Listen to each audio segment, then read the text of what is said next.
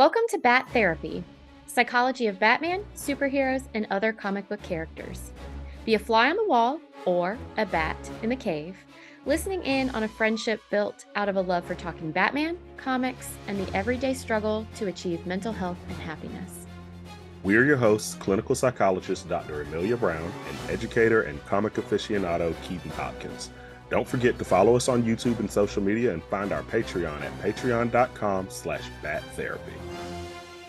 This podcast is about providing education and understanding and is not a replacement for mental health treatment or support. If you're needing help, go to bat-therapy.com for resources. Let's do this. I'm excited for this one. As you should, because it's not often that we get to talk about the best Robin, the one who is most like Bruce as far as the anger issues go. Yeah. The one who is a complete product of his environment. The one who is still more like Bruce than any of them, if I'm being completely honest, the way he is a loner now. Today, we are talking about Jason Todd, aka the second Robin, aka the Red Hood. Yes. Yeah, I think the interesting thing about Jason Todd is I think he turns into what a realistic Batman would be in the real world if you weren't in comic book land. Yes, I like that. Just think about it. I mean, what are the odds that you could go around and just martial arts and beat up people and that would work? I mean, dude would probably have guns and be shooting up people. That's probably what would end up happening. Well, especially given how often Batman's villains keep getting out. Like, they get out, they kill hundreds of innocent people, they get caught, and then 2 weeks later, they're out again. And it happens over and over and over. And it's one of those things where I wonder, and I know Batman understands, and I understand his whole no-kill rule. Because the thing is, if you think about when I think about the no-kill rule, it isn't necessarily that, this villain doesn't deserve to die. I don't even think that's what it is. I think it's because they know once you kill one, what stops you from killing another one that you feel meets this same criteria? I think that's what it is. It protects the heroes more than it protects the villains. Yeah, having certain black and white, yes, do this, no, don't do that, I definitely think helps to, like you said, I agree with you that it in some ways helps the heroes more. Obviously, the villains get a benefit out of it. They don't die. But they get to keep killing. They keep I'll just keep escaping and doing my thing. I think it helps the heroes be able to more simply say, look, here's a very obvious difference between us and the villains, so they don't inadvertently be seen that way. That's why I think a lot of times the Punisher or even Red Hood in certain storylines, they're more anti-heroes. They're not superheroes. They're not villains. They're kind of this gray area. And just having something where it's like, okay, so here's hopefully something that keeps me from sliding into those gray areas and sliding. Okay, so day one, it's the Joker. So Jason Todd's particularly upset that the Joker is still alive. Makes sense. But then, and he's like, well, the Joker's different. Okay, well, the Joker's different today. But then once the Joker's gone, who's the next just as bad? They're now the worst. So they'll become the new Joker. Then once you get rid of them, okay, then the next almost as bad, right? And so your measurements change about who's the worst, and that if you become more and more extreme over time, or the grays blur more and more. So I think you're right that it definitely is something that I think helps the heroes feel more comfortable in their role for sure. Yeah.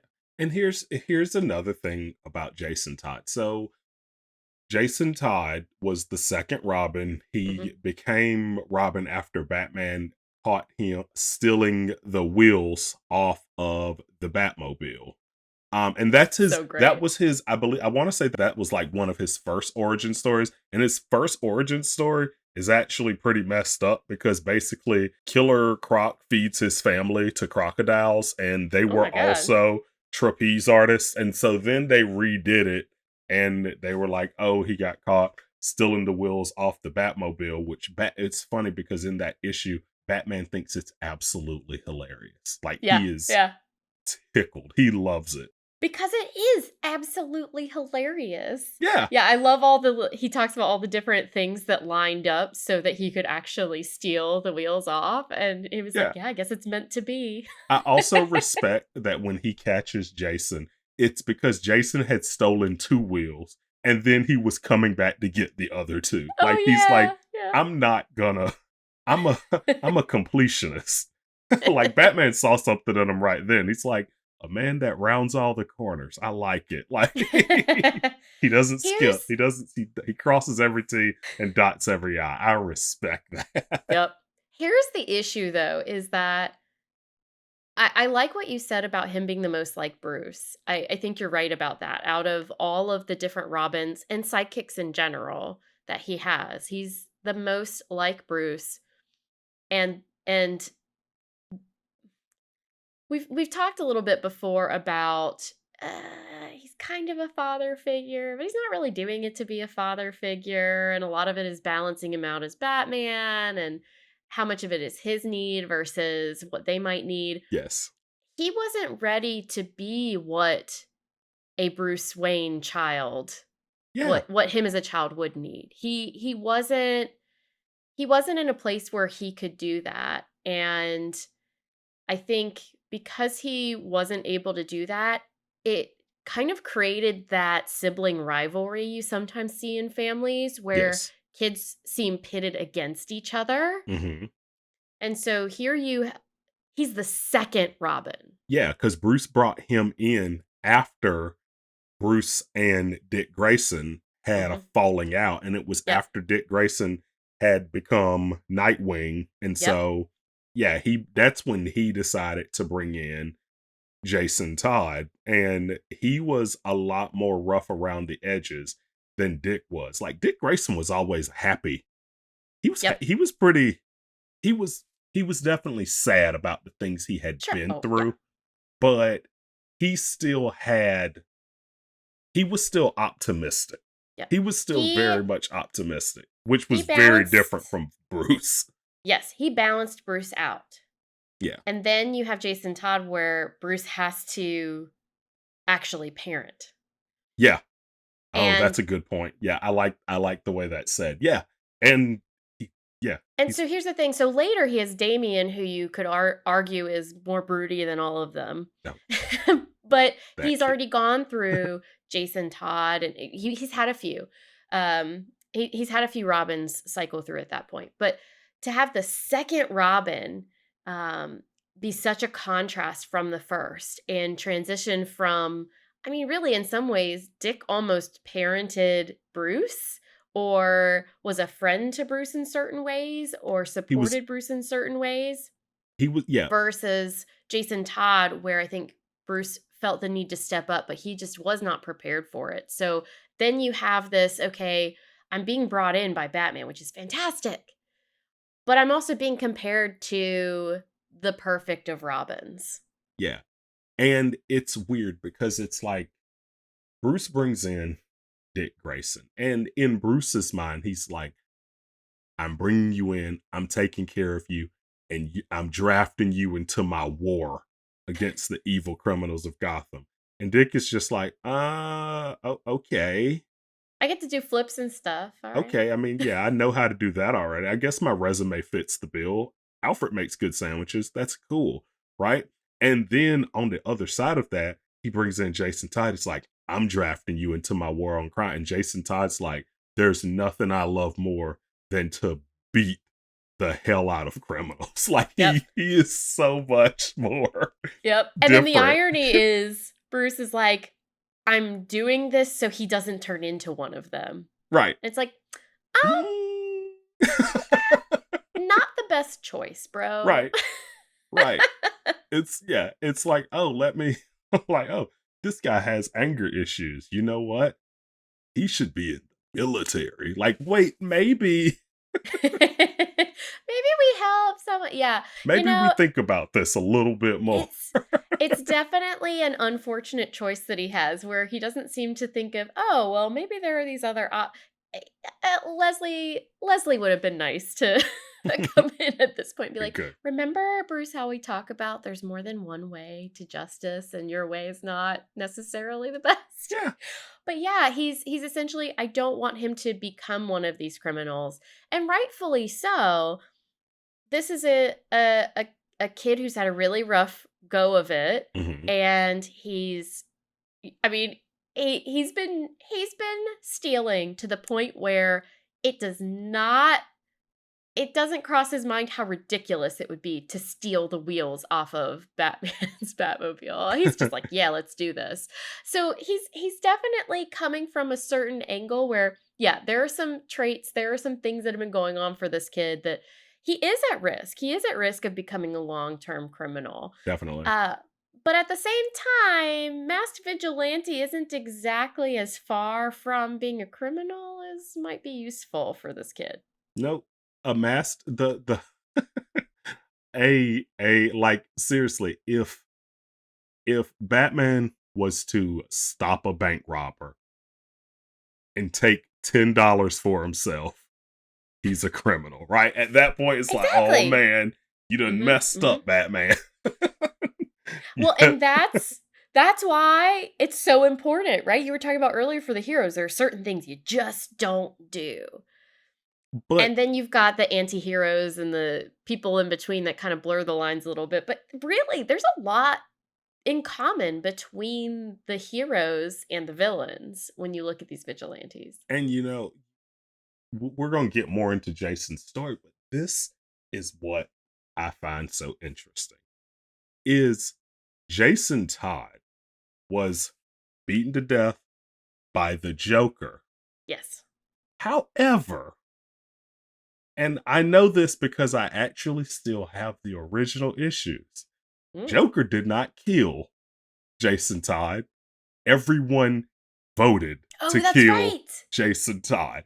I always forget that. He should have a chip on. He deserves to have a chip on his shoulder because when he came back, in my mind, it wasn't the Joker that did it. It was everyone else that straight up called that number and was like, yeah, kill his ass, right? Like, it was like, wow. Yep. That was a straight up Black Mirror episode right there. It was horrible. It was horrible. And so they always talk like, wow, I can't believe how evil Joker was. I'm like, oh, you can't? Like, well, and so there's a rumor that one person managed to set up some algorithm so that they could vote the entire time. And the vote was so close that this one person literally was the one that made the decision. I don't know how true that is. That's such a Batman villain sounding thing. Right? I kind of hope it's true because was it does the sound Joker? Like he was like, no, I vote to kill him. Well, yeah, the vote was close. And yes, people voted for it. Isn't that so interesting? Yeah. You know what it reminds me of?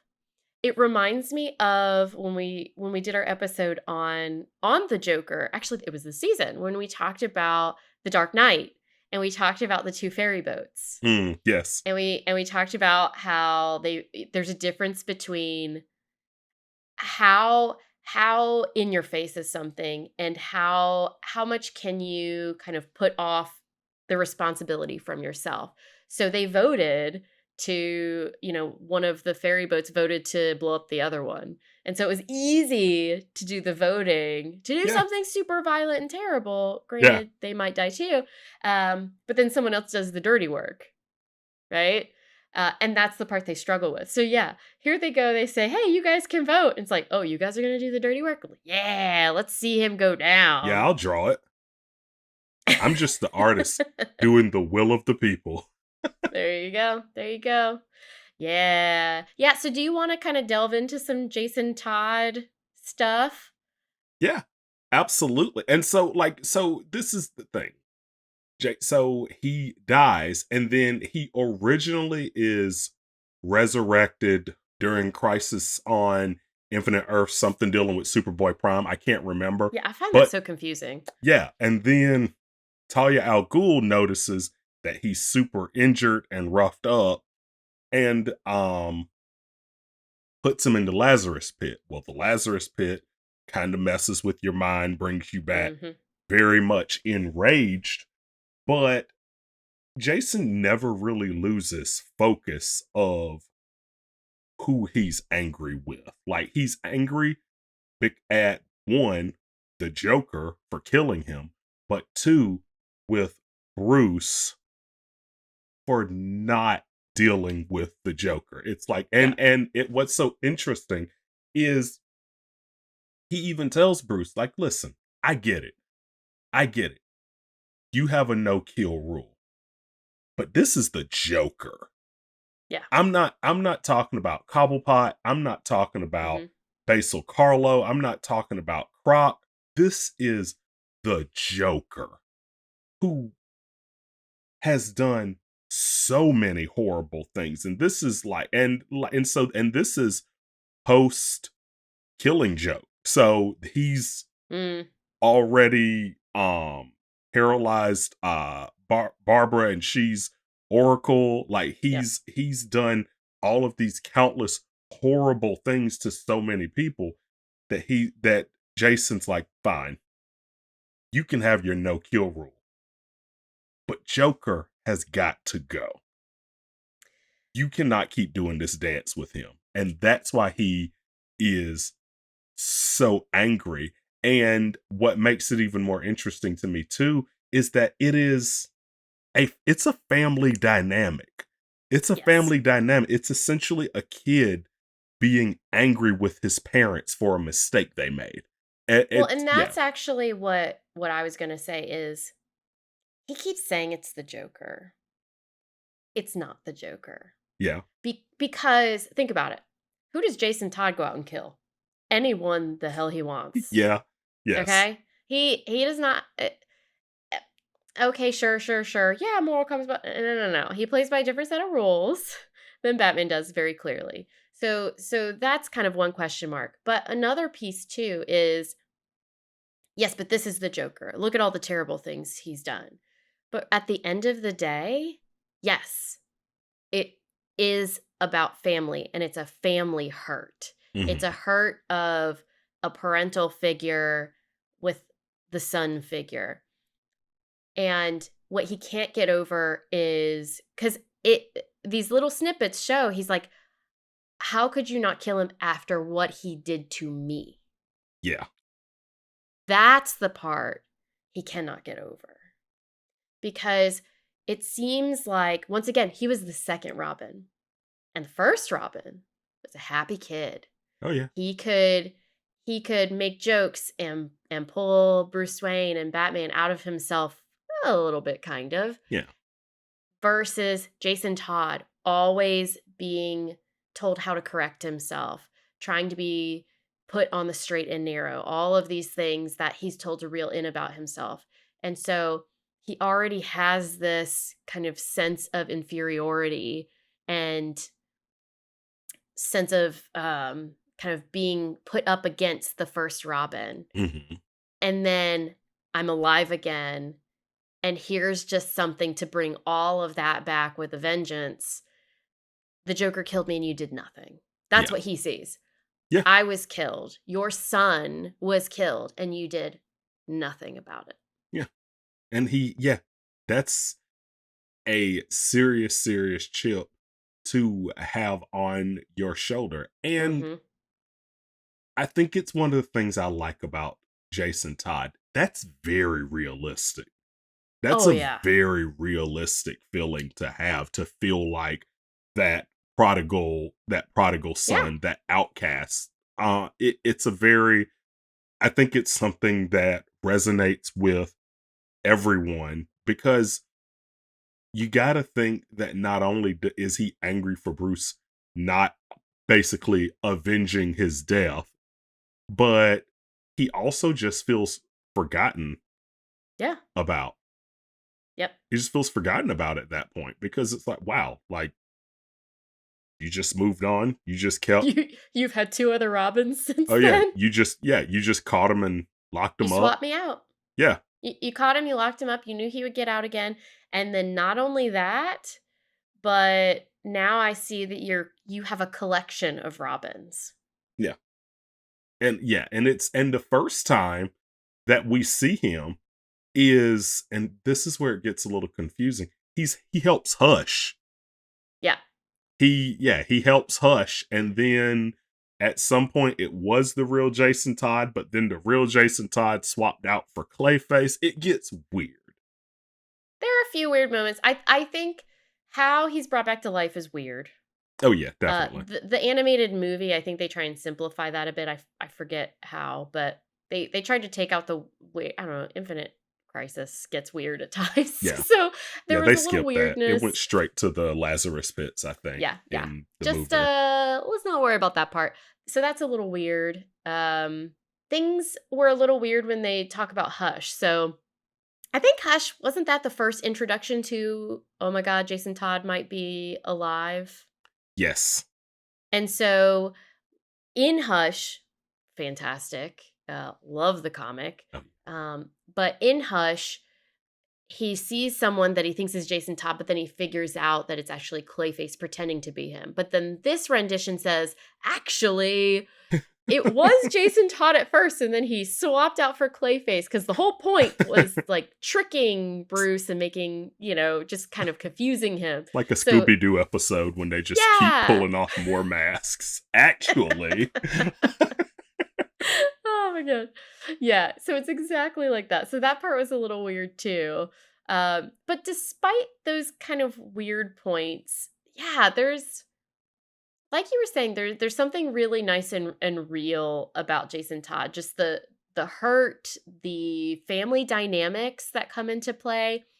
And I feel like he is really a catalyst for helping other Bat family members actually share what's truly going on with themselves rather than letting Bruce kind of overshadow everything. Yes, I think that they all see Jason as the example of we can't let it get like that. Like I think Mm, even especially when Damien comes in, it's like there's so many times when it's like, okay, we cannot let Damien become what ended up happening with Jason. Because Jason does come around. I absolutely love his story.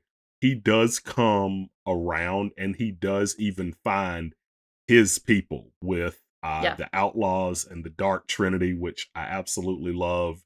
Um he does eventually find his place and his role and even comes back around to the Bat family. But before that, there's a ton of animosity because even when Bruce Wayne is gone during Battle for the Cowl, he Mm. shows up and he's like, you know what? I'm Batman now. And I have these guns and I'm going to kill people. And I'm just going to go on a rampage. And he And like tortures and kidnaps people oh, too. yeah. And he makes Dick Grayson step up and be like, you know what? Fine. I guess I have to be Batman because otherwise, Otherwise, here we go. otherwise, got this guy just giving out smoke like it's nothing all over Gotham. And we're not going to have a job tomorrow because he's just going to take them all out. Everybody's dead. Yeah. Who needs Arkham And when you Jason can just send them to be cremated? Like he's and Jason Todd's like, I don't see the problem. yeah, this is easy. This is gonna be Yeah, fun. yeah, he goes dark. Um, and actually, for me, I have to say, Battle for the Cowl he feels the least Jason Todd to me. I have to admit, in that storyline, I feel like they just wanted him to go full villain in that, but you don't get the Jason Todd feel as much as you do in other storylines. Yeah, like Red Like Hood. yeah, like Under the Red Hood, like that's you really get a sense for him and what his struggles are and where the violence comes from versus Battle for the Cowl. He gives zero shits. Mm-mm. Yeah, And he's just like, well, I'm gonna shoot people up. So for me, he feels a little bit a little kind bit of too Frank Castle. yeah, and almost like just one dimensional in a Yeah. way. In that one, because I think he felt more shock value to me. Yeah, But he's essentially the main villain in it. Like yeah, yeah, because and I understand why they did it because they needed someone there for the dichotomy of what Batman should be versus what he yes. shouldn't be. Mm-hmm. But like you said, in Under the Red Hood, it was really good because the the reveal was Mm-hmm. so good. The reveal was Yep. really so well done, and the way that Bruce reacted to it, Mm-hmm. knowing that Jason is finding out Jason is alive, one, he's absolutely heartbroken, but also just shocked, like jaw just Yeah. on the floor, shocked. Meanwhile, Jason is just angry. And so Yep. that's interesting when two parties, one is enraged and the other is just completely shocked and surprised. Like that's an Mm-hmm. interesting Well, and mixture. especially because I would argue that Jason Todd has a lot going on underneath the anger, but he Yes, definitely covers up a lot of stuff with anger. There's a lot of hurt and that's a abandonment and good other point. things going on. Uh, However, yeah, there can also be this thing too where, especially with anger, a lot of times there's a lot of jumping to conclusions and assumptions that we make, and a lot of times with anger, we see other people as doing things intentionally, and so I think he might have seen here's Bruce freezing up, for example, and he's seeing that as, see, you don't actually care about me. As opposed to, no, this guy is literally in shock and trying to process this information and feeling a ton of guilt and Right. trying to kind of sort through. I think there are a number of ways that Jason just, as much as he's like Bruce Wayne, the ways that they're different, it created such a disconnect that he really believed, I think, that Bruce did not care. These are signs that you did not truly care about me.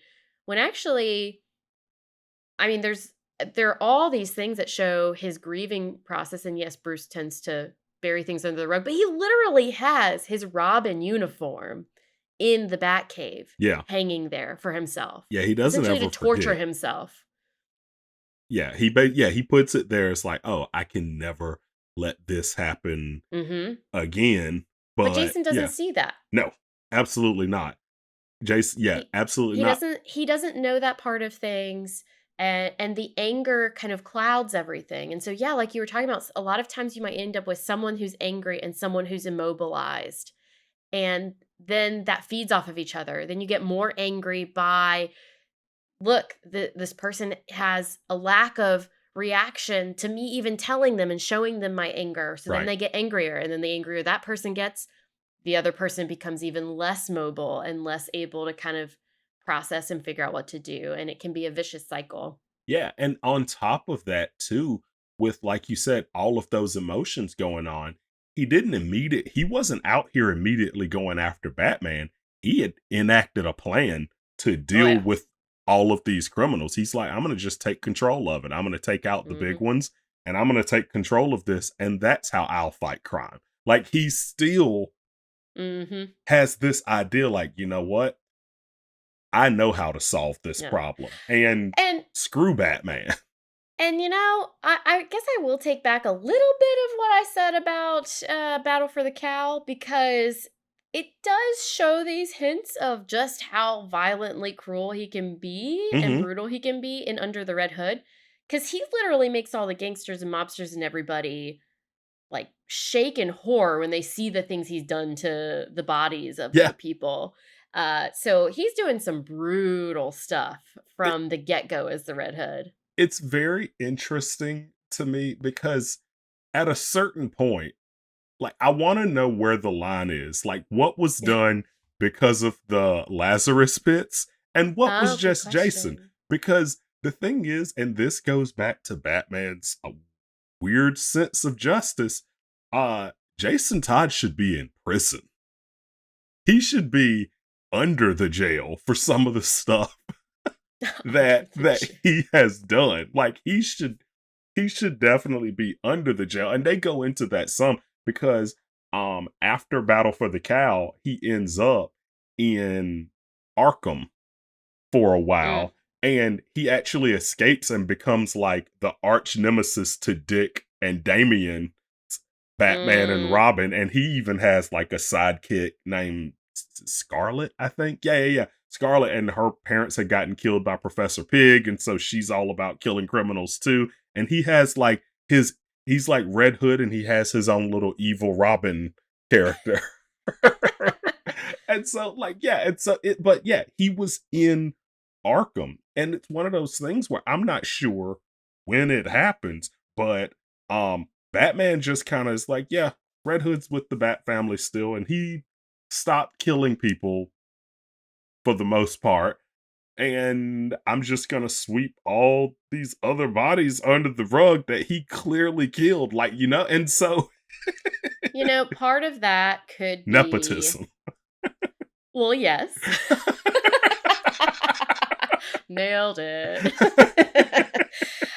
and nepotism and the intense guilt that Bruce felt and the grief that he had felt, and then realizing that his essentially his son was out there, and then realizing that he hadn't been there for him.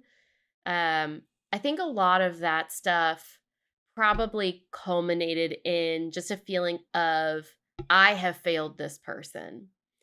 And it's also a good point about the Lazarus pit. It's a convenient out in some ways too, about, okay, well, maybe this isn't all him. Yeah. And so maybe there are things we can do to help him shift out of that.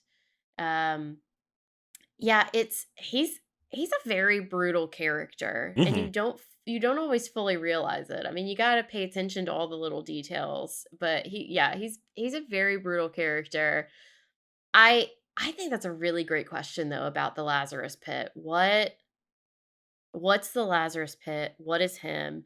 And also, at what point, when does that matter and when doesn't it? Right. Just kind of like anything else. So there are explanations for our behaviors, and at a certain point, when if you have what we call decisional capacity, if you're able to communicate and make your own decisions and all of these kinds of things, at a certain point, you are still the owner of your actions.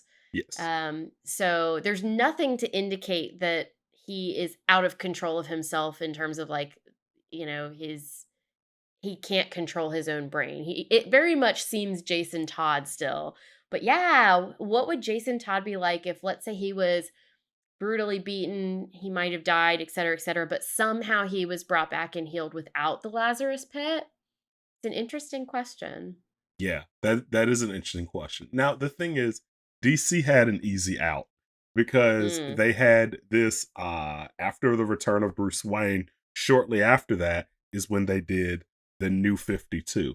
And the New Ah. 52 Mhm. reset things. Now, it did keep it did keep like Jason being killed by the Joker. It kept that, Mhm. but everything else is a little bit iffy as far as the murders Interesting. go and all that. Like, they kind of, Uh-huh. and so in the New 52 he comes back, and it's Red Hood and the Outlaws. Yeah.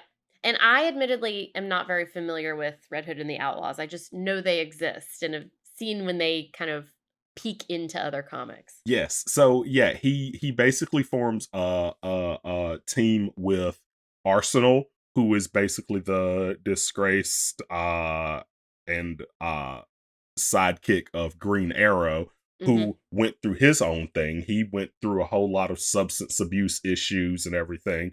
And then Starfire, who's also an outcast from her planet, and just what makes it work so well is all three of them are outcasts.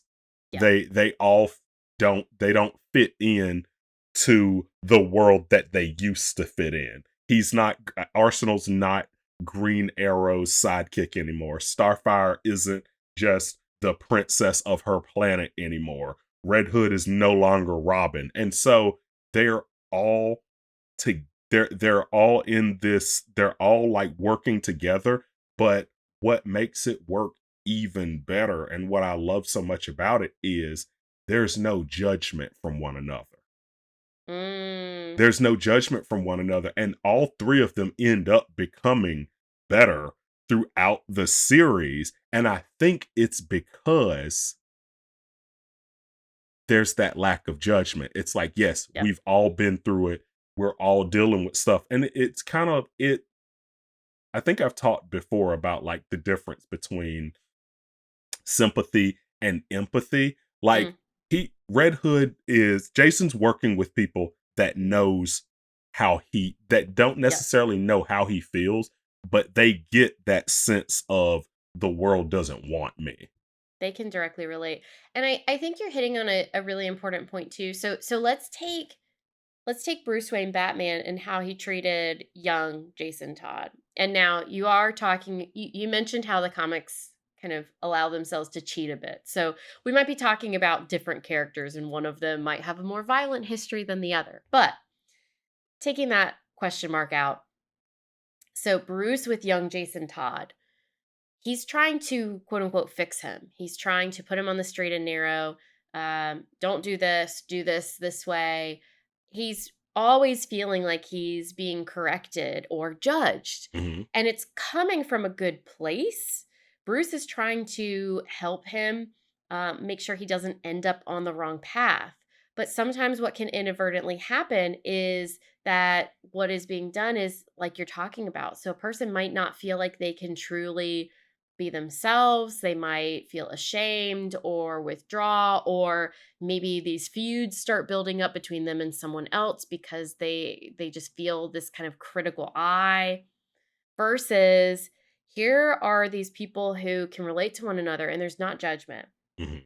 And I think sometimes people fear, well, if there's not judgment, what's going to keep people in line? What's going to make them better themselves? But the very act of being truly seen and people caring, no matter, what's happened, and still seeing you for you, can actually be the very thing to help free up a person to be vulnerable, to see not just their flaws, but what they have going for themselves, and grow those pieces of themselves. And like you're talking about, become better versions of themselves. Not different people, but just enhancing themselves for the better. Yeah. And so I even their name, I loved it. Yeah, Red yeah. Hood and the Outlaws. Like I always loved that. And then later on, Arsenal and Starfire gets replaced by Artemis and Bizarro. And which is Oh. funny because they become even more of the other side of DC's Trinity, because DC's Trinity, Batman, Superman, Wonder Woman, and Oh, now you have yeah. Red Hood, Bizarro, and Artemis. Oh, that's funny. Yeah, That's funny. and they literally they started calling them the Dark Trinity, because of that. And I'm just like, stop. My heart can only take so much. I love this. There was so much edge. Like I could not read those comments without putting on Linkin Park. Like there was so Oh. much edge. Oh my gosh, so edgy. I absolutely loved those comics. And yeah, if there's some really good runs in those series, but one of the things that's really good about it though is, like I said, they all end up becoming better Yeah. working together, but there's not that judgment because Mm-hmm. it you look at all of them, it's like, I can't judge you. All of them have made serious mistakes, whether it's the really bad drug addiction that has caused Arsenal to do some really bad things, or the Lazarus pits, or Bizarro, like just not feeling like he has a place in the world because he's a science experiment, basically gone wrong, and Artemis and her backstory and all that. And so all of them have enough baggage Mm. that they don't judge someone else's baggage. Yeah. Which is hard to do. That's hard to do because Oh yeah. even when you do have baggage of your own, sometimes it's difficult to look at someone else and be like, huh, at least I'm not that bad, right? Like it's Yeah. hard Yeah. sometimes not to do that, but and this is definitely a fictional world, they make it work because there's no judgment there because it's not like Yeah. Red Hood's gonna suddenly start acting more like Bruce. Like, you know what? No, absolutely not. I won't stand for that. And or like the way and Superman can be even worse. The Boy Scout, like Oh yeah. he can be on another level too. And so it's I always really like these comics. Just I really really loved this particular group of more or less misfits that found each other, but they're Well, still and out doing good things. They're still that like that's the thing. What makes it even better is once the Newts 52 shifted over, they're still heroes. Like they're still saving mm, lives. They're still they have their own way of doing things. yep. Um and yeah, it still gets pretty brutal at times, but they are the good guys. Well, and I wonder if part of what makes them such an interesting group of people and something you get drawn toward is okay, so I mean, one of the reasons we like Batman is he's raw, he's human. But still, he holds to a very strict set of rules for himself, pretty obsessive about those kinds of things Yeah, and barely human. yeah, exactly. Barely human. And I mean, Superman, we don't even need to explain that one. No. But you have all of these superheroes, and yes, okay, they show imperfections in them and whatnot, but not to the extent like Jason Todd, Red Hood, or these other characters are talking about. And to really show just a number of different human flaws in these characters. And then, like you said, and they're still doing good. Yeah. Now, it might get a little interesting sometimes, but yeah, I mean, isn't that just the down and dirty of real life? Yeah. And so I think that's why some of these characters too. It's like Jason Todd. I mean, you and I were talking before this, and I was like, I really want to do Jason Todd, and then I went, well, but is he a villain? And you were like, you remember what he did? Yeah. I'm like, I think we could put him. I think we can put him in there. I think he But has a you, spot at the table. yeah. But it's he's definitely one of those where you go where you can forget because you see all the human parts of him. Yes. And one thing we did not touch on is how much uh Jensen Ackles nailed Jason Yes. Todd in that movie. Oh my gosh. I just because I'd already started watching Supernatural then too. And Mhm. so just hearing it, I'm like, Dean Winchester's Jason Todd. I love this. Like he was the perfect the perfect voice for him. And what's interesting is I don't think we've gotten him in any other animated movies since that one. I think Yes, we have. we did. Yes, Which we one? have. Which one was he in? Can't He's been remember. Batman. Long Halloween, right? Wasn't Okay. that him? I I think that oh was him. gosh. I can't. He's definitely done Batman in an animated movie, and I'm pretty sure it was Long Halloween. Okay. I you know what? I'm trying to think if I ever even got a chance to watch those. Yeah, it's two of them. There are two parts. I can't remember if I Oh finished the gosh. second part. I think I'm I gonna did. watch those as soon as I finish recording tonight. I feel horrible. Yeah, So yeah, he's been Jason Todd and he's been Bruce Wayne. So he's been father and son now. oh no. I was talking about Red Hood. Like it has Red Hood been in anything? Yeah, I Oh, knew I thought you Jensen meant Jensen Ackles. Okay, Ackles, and I was I knew like, Jensen no, no, had no, done. no. Yeah, yeah. I meant Red Hood. Like I don't think we've seen him. Uh, no, I think you're right. Yeah, Is he? Mm, yeah. And what's that one where? What's that one where Batman disappears and Batwoman's trying to find him? Is Red Hood in that one? oh, I can't. They get I that one. forget Was what that it's one called. Bad Blood? Yes. Bad Blood. I can't remember if he shows up in that one. I get them all. I get them all mixed up. But he does show up in the live action Titans. Yes. Jason Yes, Todd he is in does. that one, and he is he is Every bit of angsty as you oh would my want him god. to be. He You definitely kind of want to punch him in the face while yes, wanting to I was hug him about at to the same say. time. I like Jason Todd was my favorite Robin. He's not my favorite Robin in Titans. In Titans, I'm like, I cannot stand you. You're the worst. Dude, he nails it. He Yeah, nails he it. does. He does it so well. And his backstory is interesting in that one too, because it's involved with like the scarecrow and it Mm-hmm. gets it gets pretty intense. But yeah, I really love what they've done with the Jason Todd character. I'm glad Mm-hmm. that they brought him back because he stayed dead a long time. Like a lot of the time, Yeah. comic book heroes, if you see them die, it's like, oh wow.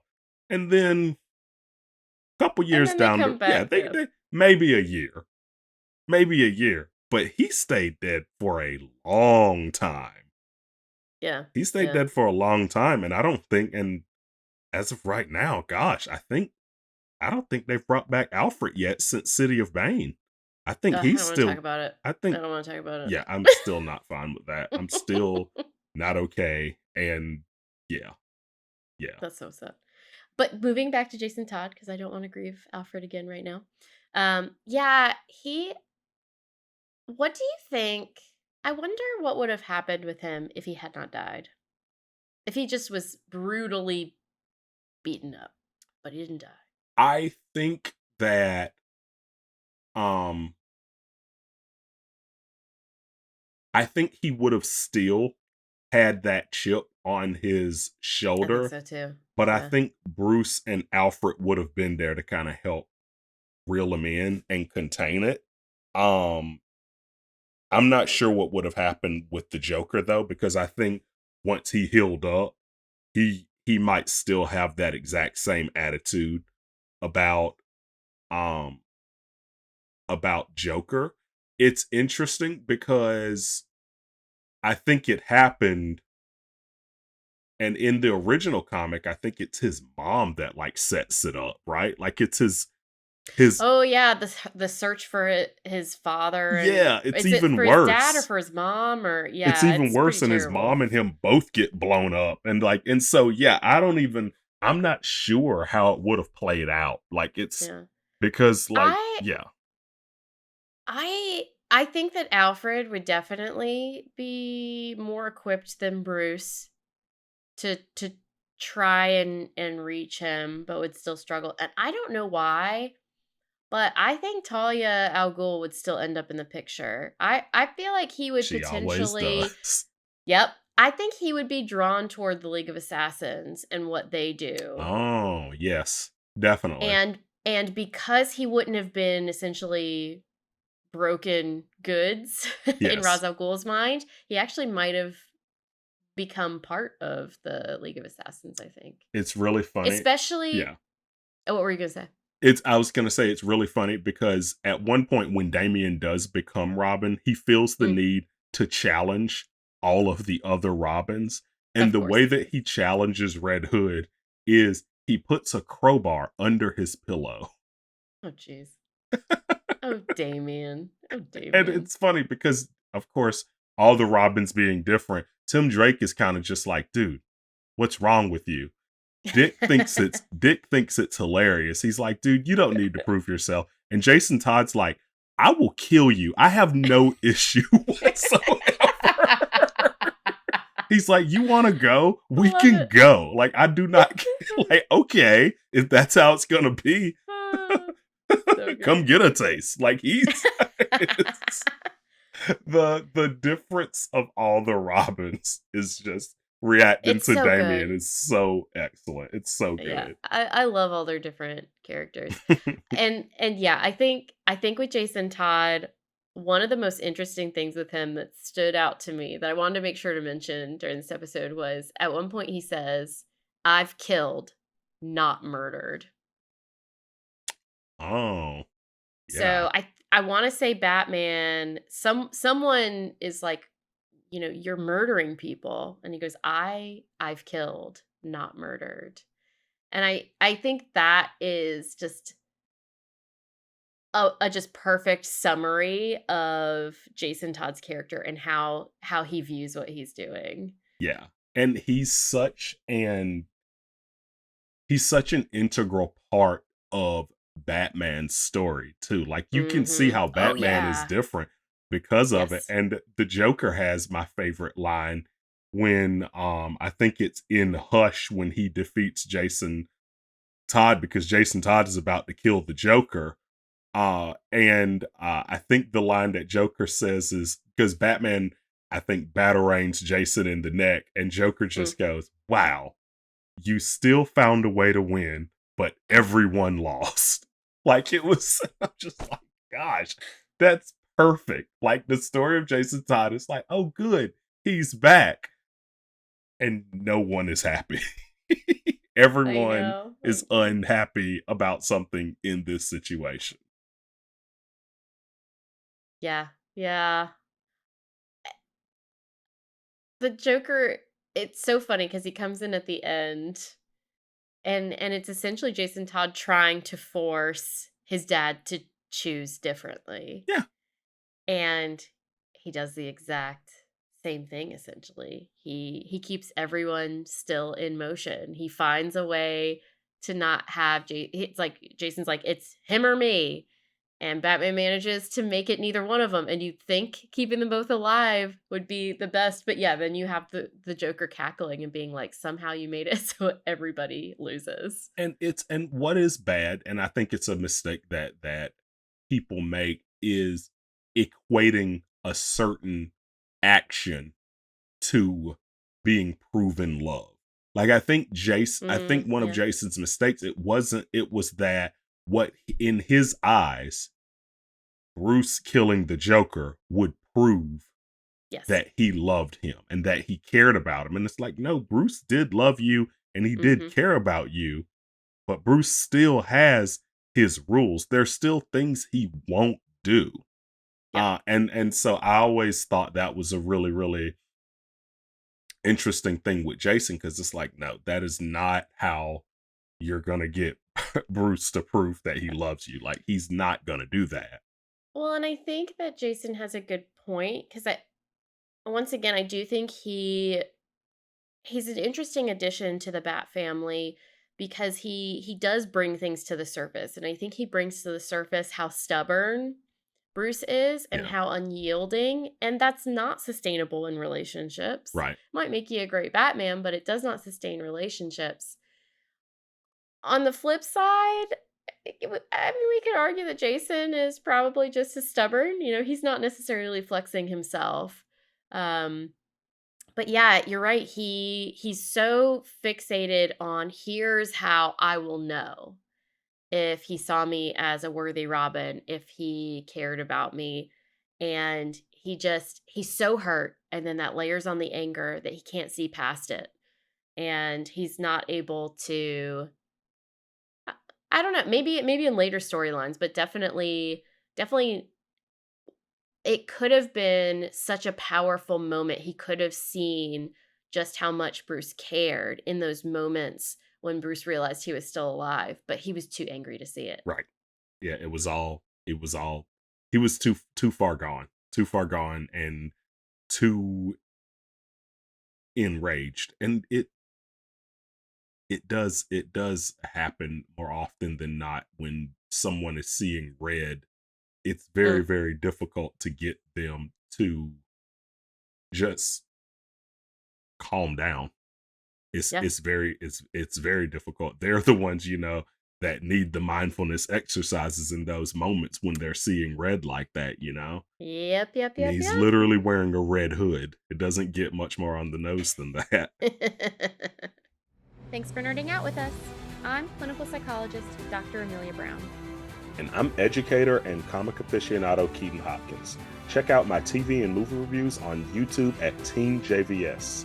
Check out our website at bat-therapy.com, our Bat Therapy YouTube channel, and follow us on social media. And don't forget our Patreon page at patreon.com/battherapy. See you next week. Same bat time, same bat channel.